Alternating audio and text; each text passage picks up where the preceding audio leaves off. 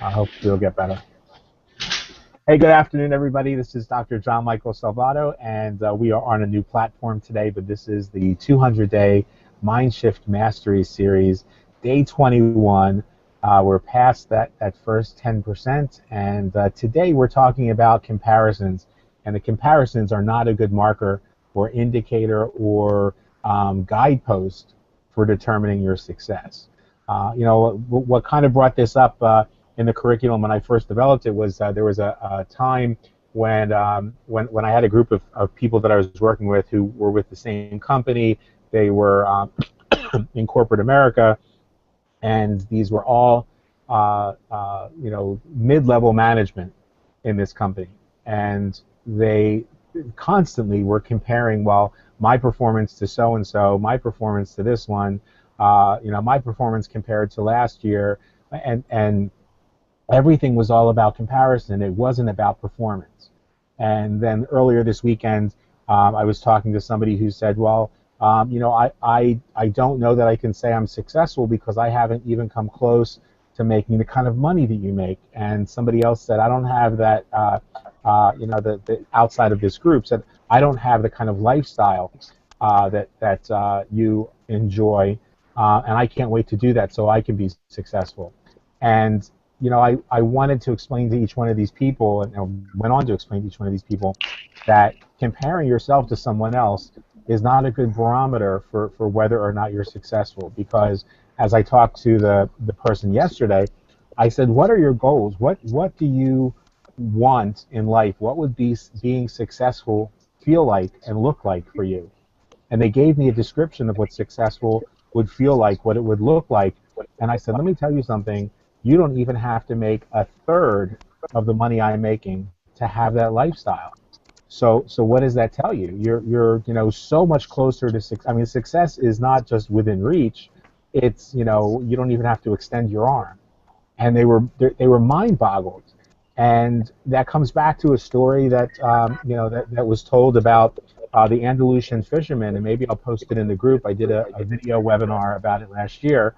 Um, and the story goes that there was this successful executive who went on vacation, and he wanted to get away from it all, and he wanted this lifestyle, and so he went to in the Andalusian islands, was met a fisherman who was sitting there, and as the story unfolds, I won't ruin it for you guys so you can see it, but as the story unfolds, the guy realized that everything he was doing in his life, because he thought he was doing it to become successful, was ultimately so that he could go and sit on an island someday and go fishing, while the Andalusian fisherman just decided from the time that he was a young man that all he was going to do was sit on his island and fish. So he didn't have all the wealth. He didn't have the 9 to 5 grind. He didn't have a 40-year resume. He just did what he ultimately wanted to do. And the guy who had a 40-year resume ultimately just wanted to have the time freedom to be able to sit on the dock and fish, or sit on the beach and fish all day. And so sometimes we don't have to go through all those hoops, and other times it's we can allow those markers to inform us whether or not somebody or something is of value for us in terms of mentoring. You don't want to get mentoring from somebody who's never done what they're teaching. You don't want to get mentoring from somebody who's never achieved success in the area that you're trying to achieve success, because then it's just theoretical mentoring, and you're not really getting any value there because they don't know whether it works or not either, since they haven't done it. But you don't want to compare yourself to that person or to someone who's done it, because their path isn't your path. So let's talk about that, and what have you guys thought? Again, I apologize for my voice. It's there's a little bit of Parkinson's issues going on here. I'm made some decisions to about my priorities in terms of healthcare that have had excuse me, maybe not necessarily been the smartest decisions, and are having a little bit of an impact on my voice today, and my ability to sit still. So thanks for bearing with me. But share with me, so that the camera goes away from me, um, some of you guys' thoughts about this topic.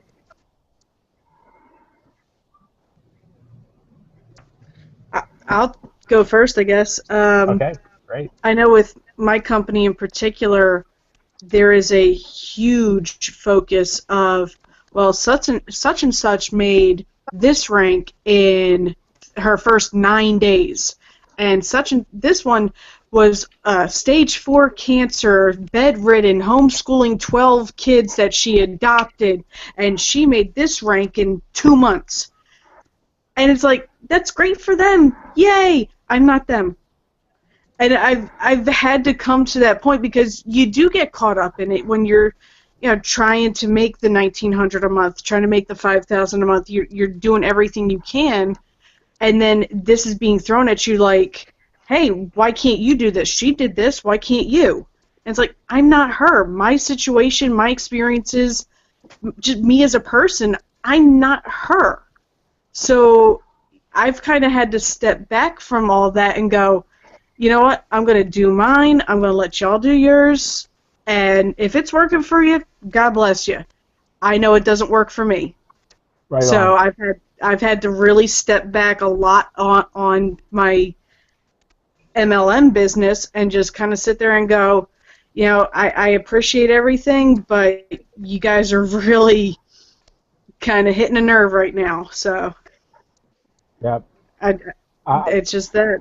I want to comment on that, because I have a friend, a very close friend, that I was working with, excuse me, about a year and a half ago, trying to help her get her team going, and they were with another skincare company, and the whole idea was, so and so made $5,000 her first month because she had 11 at-home parties, or she did this or did that. And there's a couple things that people that I want entrepreneurs in this industry to understand. Number one, if the comparison is being made or thrown in your face that so and so did this by doing 1980s home parties, understand one thing: you're already ahead of the game, whether you're making as much money or not, because you're not doing ridiculous 1980s home parties. Because any company that's built on that builds their success on the idea of having inventory when inventory is unnecessary in the 21st century, or doing home parties when home parties are unnecessary when we have video, there's an issue with their marketing plan. So understand, you're already going to surpass all of those people in your income by just learning the skills to do this online. The second thing is that what they don't tell you about those stories, and we have them in my company too. I hear people all the time who say, well, so-and-so made senior director in their first 30 days or their first 45 days, and they did it by making a list and talking to hundreds of people. Well, first of all, I was born at night, but I wasn't born last night.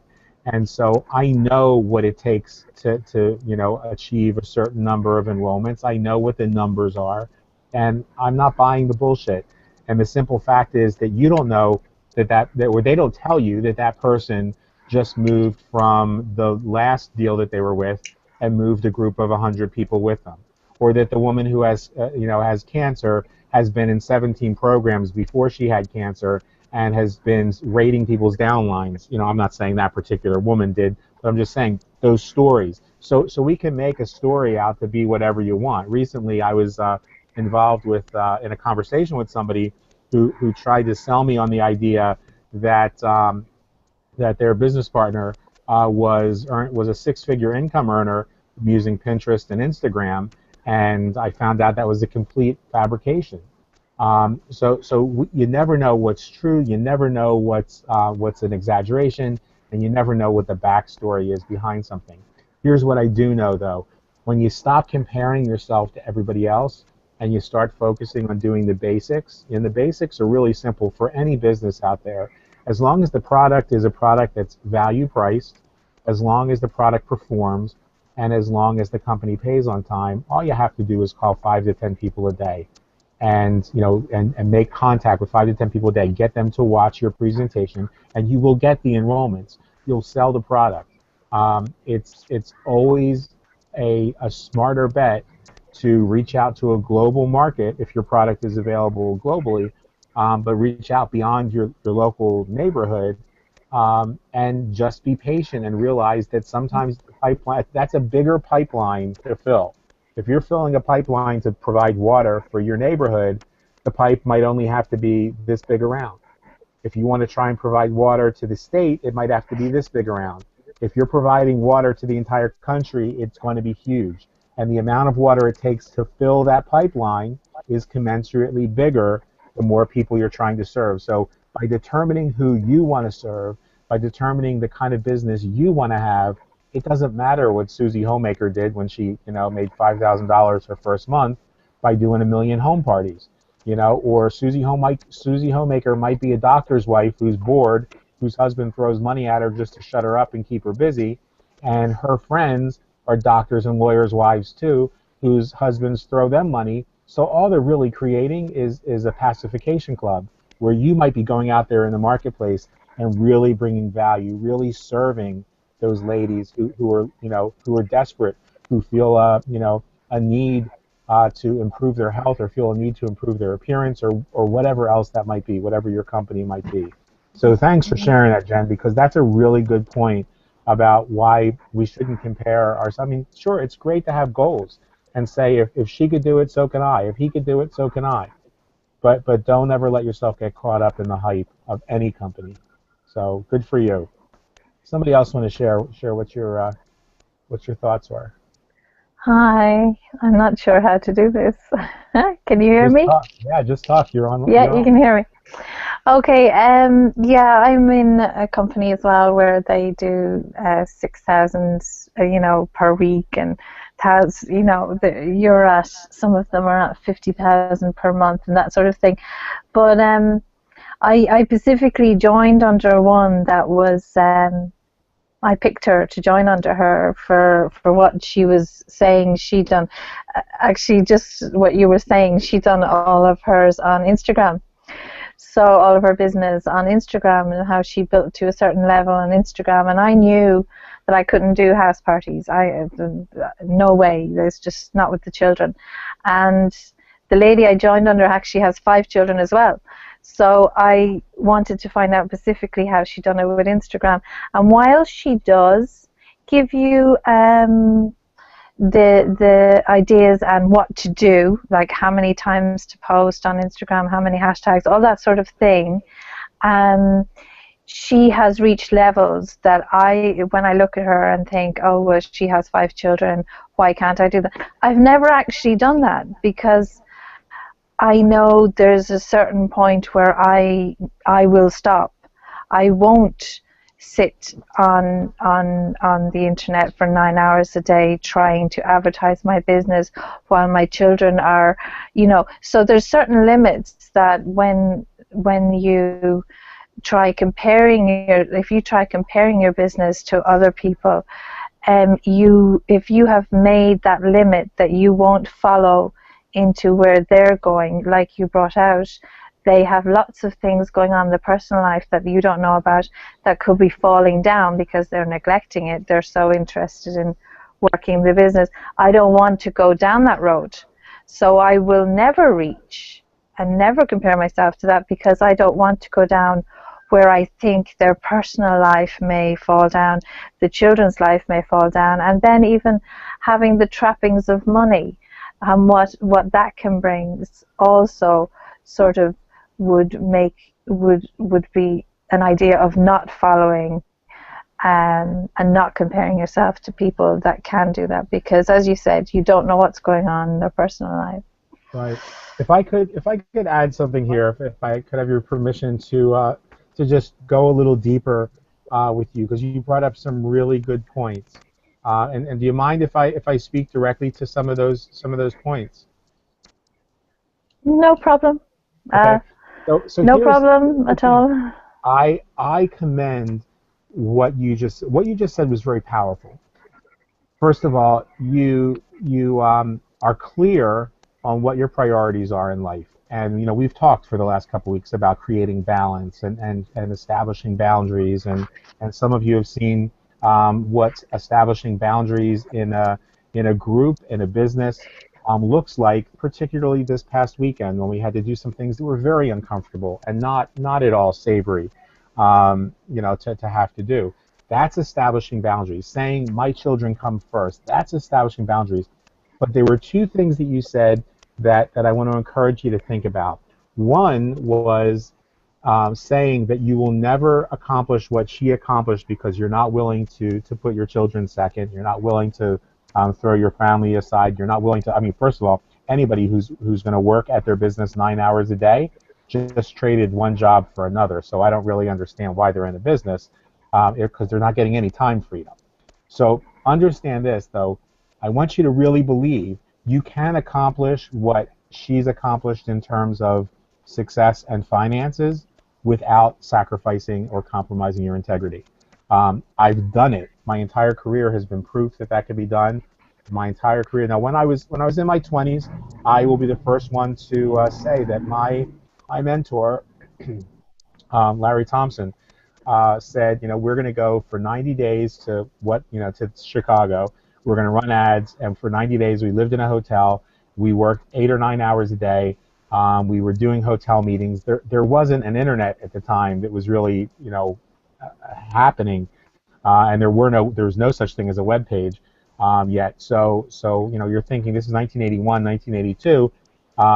That's what we did. So that was trading my job in my salons that I owned for this job of traveling. And in doing that, my salons suffered for a couple of years and were kind of flat in their growth because all my attention was on 90 days in one city, 90 days in the next city, 90 days in the next city.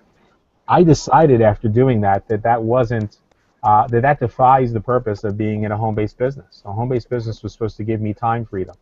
It was supposed to give me the freedom to be able to live life on my own terms. And my own terms were not traveling from city to city to city. I didn't like that. I hated being in an airplane. I didn't like living in a hotel. I'm skeeved out by sleeping on somebody else's bed or somebody else's pillows. So it was very stressful.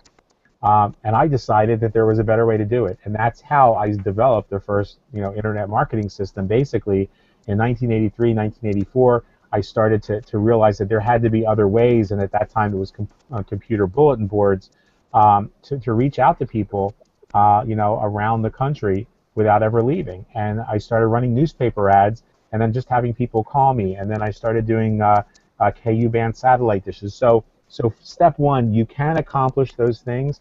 You just need someone to show you how to do that online. And yes, it doesn't happen as quickly as the person who wants to work 9 hours a day. But for me, that was okay. I didn't need to make the money instantly at the cost of sacrificing balance and my family life. And it sounds very clear that you don't either. The other thing is, and we're going to talk about this. This is going to be an entire week-long session, I believe, because of some of the topics that have come up. And we're going to talk about money and our relationship to money, because I heard very clearly some concerns that you've expressed and some other people that lets me know one of the reasons that you don't achieve successes at the level that you want is because you're worried about what that money might do. And so in order to release that fear, because it's a legitimate fear, because if your beliefs that you're holding about money are that they create certain problems in your life, they will create those problems in your life. So we're going to do a whole focus that there's nothing in this entire 200 days that I'm more excited about than the focus of our relationship to money. Because once we move from recognizing that money is an object and buying into religious nonsense like money is the root of all evil, which I'm just going to put this out there. If money really were the root of all evil, why did the first thing the preachers ask for is donations? So second to that is understanding money is energy, and it's nothing more than energy. It's simply a tool that we use, and we call it currency because it actually taps into that current, that frequency at which we operate. So once we shift, I mean, for me, once I could shift from that mindset about, money is why so-and-so's marriage ended in divorce. Money is why this person is corrupt. Money is why this person is so greedy. And I realized that none of those things were why those people got divorced, were greedy, had problems, or were corrupt. The reason those people had problems was their frequency, their vibrational frequency was really messed up. They were attracting nothing but negativity into their lives. So we're going to do a special series on that. But I want you to know, Ita, and everyone else that's watching, and watching on the recording, that you do have the capacity to perform at or above the greatest example that your companies will ever put in front of you. And you have the capacity to do it by doing it the right way, by not sacrificing the integrity and the balance and the real why and the freedom that attracted you to this industry in the first place. And that's where most people, where most mentors, most sponsors miss the boat because they don't focus on what your why is. They're too busy focusing on what their why is. And so their why might be they may have a disastrous family or relationship. They may want to get away from their kids. They may want to get away from their husband, or they may want to just escape their life altogether. That's their why. It's not yours. So don't let somebody else's why limit what you can accomplish. Because I can promise you that my relationships have always flourished. My lifestyle has never been tied to the amount of money I have, but money is energy and flows to me, through me, and all around me. And so there's a constant free flow. And when you reach that point, then money ceases to be frightening. It also ceases to be an object because it's not, because I'm doing this ultimately for the freedom that it gives me. The money just happens to help me to accomplish some of that freedom. It eliminates some of the stress, like like having to be bound to the desk for a certain number of hours to pay a bill. And I will never personally give up the freedom for the buck. So if it means that a bill doesn't get paid, if it means I can't get my medication at that particular time because I wanted to do something else for someone else, like I did this weekend, that's going to come first because I know that the vibrational frequency that brings is always going to return to me abundantly multiplied. But did that make some sense, Ita? Yeah. Yes. And let me just say, I am so excited that we have Yes, a platform it that you did. can be Thanks. on. It just makes me so excited that we've got a platform that you can be on in front of the camera and share, because I think that what you bring is of such value. So you can count on this being the way that we do this from now on, and only getting better from here. So thanks for being here. Okay. Thank you. Amanda, how about we hear from you? I know you've got some insight on this. You know, I've been in the work world for close on 35 years. So throughout that time, my focus has changed tremendously on what's important, and I always used to measure my success against someone else's success because that's what I was raised to do. That's the environment in my household that was a reality for me, was to always compare myself to what somebody else was doing. And for many, many years, I battled, for lack of a better way to put it, I battled my demons about never measuring up. And something that I've come to learn in, the last, I would say the last 6 months or so, because I've been in the network marketing industry for 8 years now. And I've been in, different companies where, just like Jen and Ida were saying, they throw out these phenomenal stories. And it's almost like they're unachievable. And so I really had to work through that, of realizing that it's my goals, and it's whether I achieve those goals or not that's going to bring me the peace, the joy, and the comfort, that I'm looking for. No one else can set, my goals for me. It's all on me. So I have to, I've had to learn how to follow what my gut tells me to do, to trust that, to really realize that I'm not going to always measure up to somebody's standards for me. I have to set those boundaries in those relationships so that people understand that they're my goals. They're all mine. You don't get to say whether they're good or they're bad. You can counsel me. on, well, have you considered this from that approach? But ultimately, it's up to me to set those goals, to work those goals out. I had a discussion just this morning, about running after the dollar for the sake of running after the dollar. It's not bad to run after the money if you have specific goals that you want to use that money for. But if you're running after that money just for the sake of saying that you made X thousands of dollars, okay, that's great for you. It's not great for me. Just like Jen said, good on you. It's not what I'm after. I'm after, the things that are going to help me achieve my goals. I'm very excited about meeting and engaging with people that respect my boundaries. If I'm able to, work 14 hours one day, but the next day I can only work one or none at all, that's on me. It's not on anybody else. Absolutely. This is your business, and again, if you can't live life on your terms, then why are you with any particular business?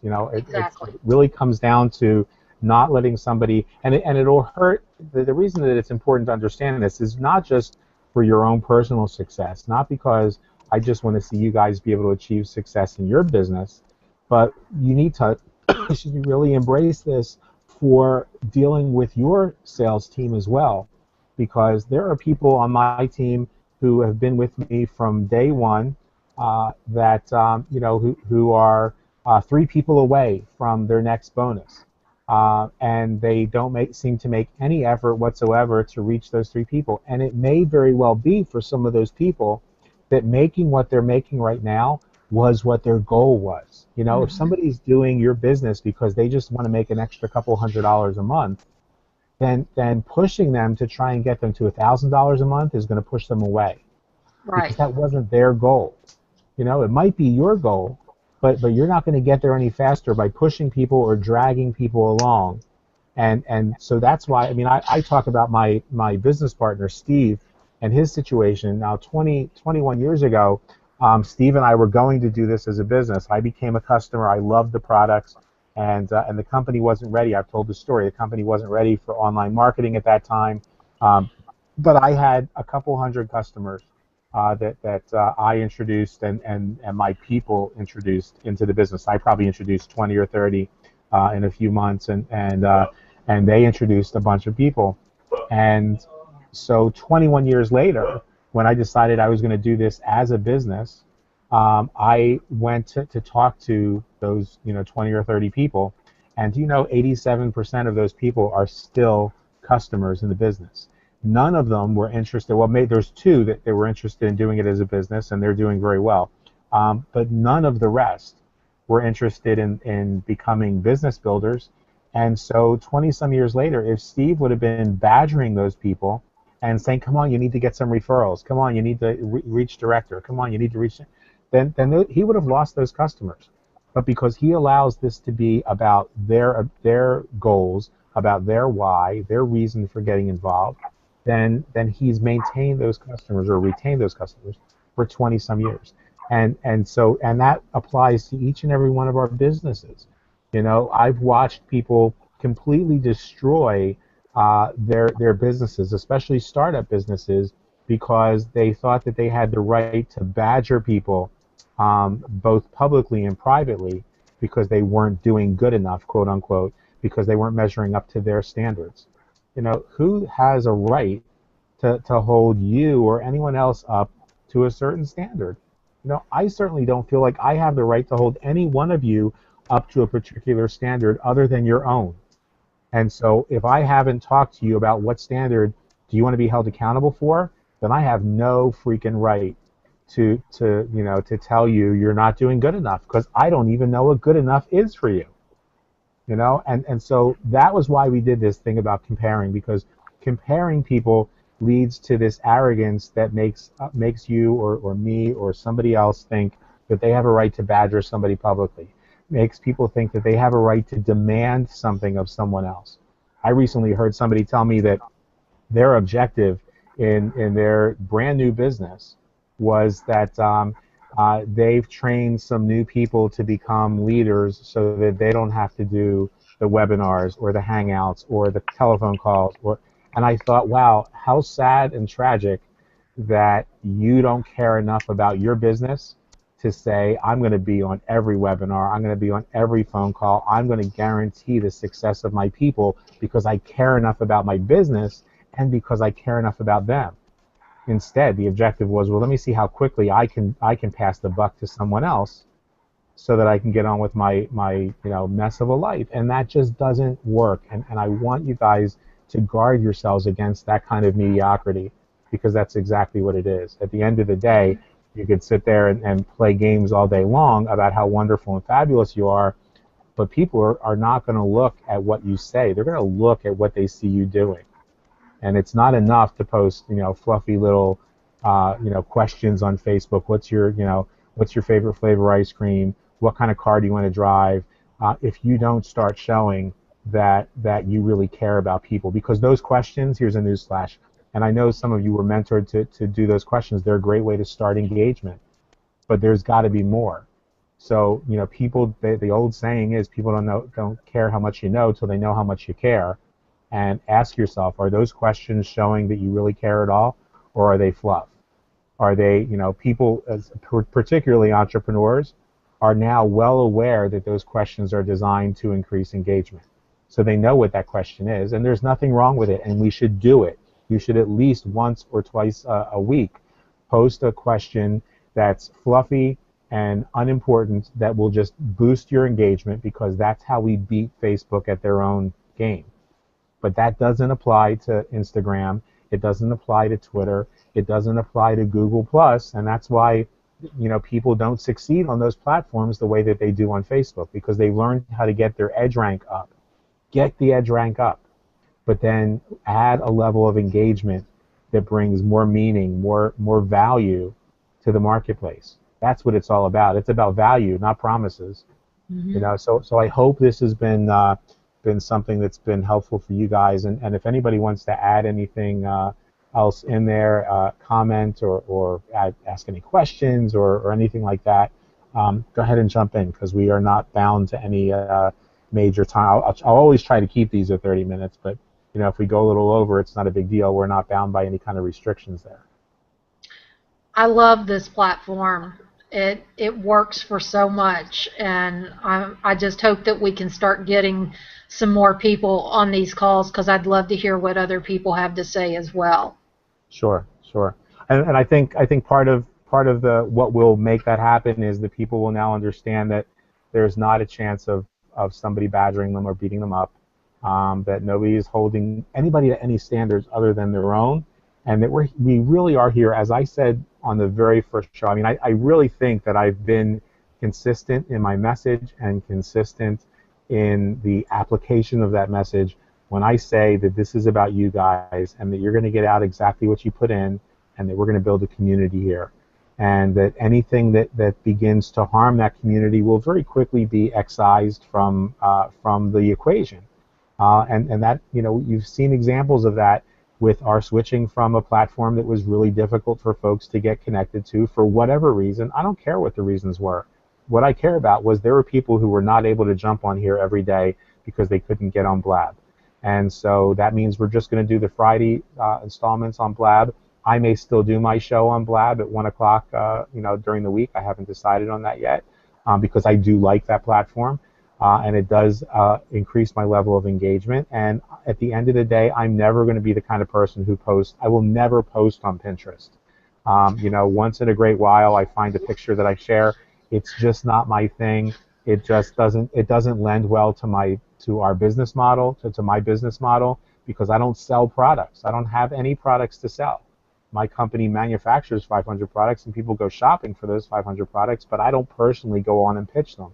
So Pinterest is great. It seems like it's great for when you have a product to pitch, when you want to see, when you want to connect with, like my mother-in-law goes on there for this knitting circle or crocheting circle where they teach different kind of patterns or whatever for crocheting. It seems like it's awesome for that.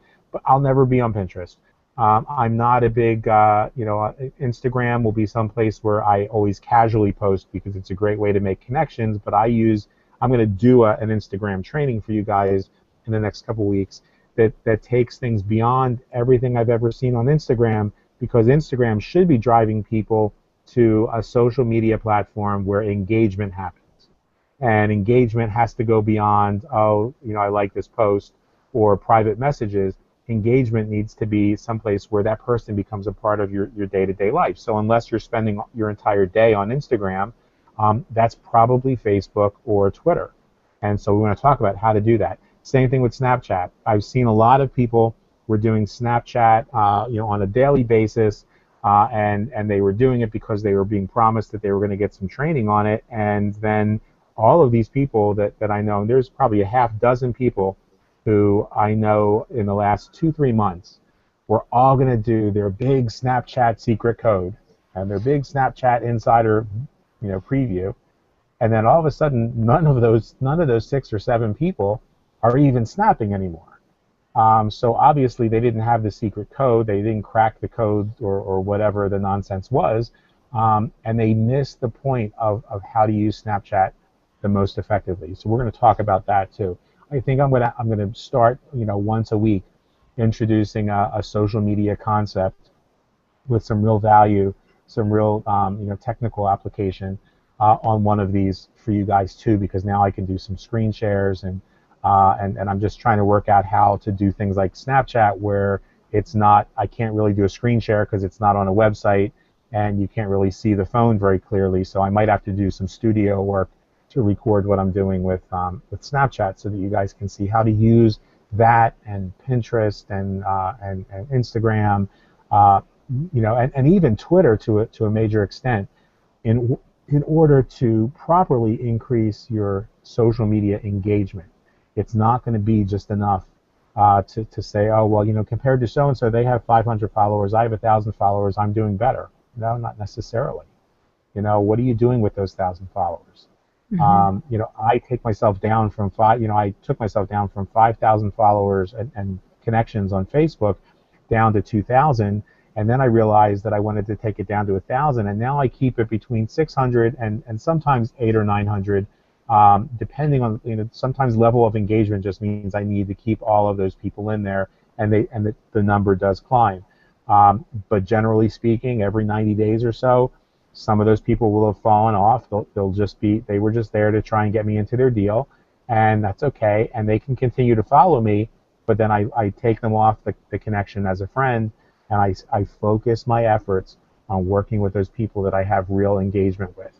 And we're going to talk more about that. So that's another example of not comparing yourself to anyone else, because a person with 500 friends could be getting 3 or 4 or 5 enrollments a week or a month or a quarter, where the person who has 5,000 friends doesn't even have a business opportunity. They're not even doing anything. So in that instance, then who wins? The person who's building their business. So guys, I hope this has been of value for you guys. I hope you've enjoyed having it on this platform. I will have a link once I go to YouTube and snag that, and I'll put it in the comment section for today. And there should be, I believe, on the blog, there should be a direct link that allows you to watch the replay of this as well.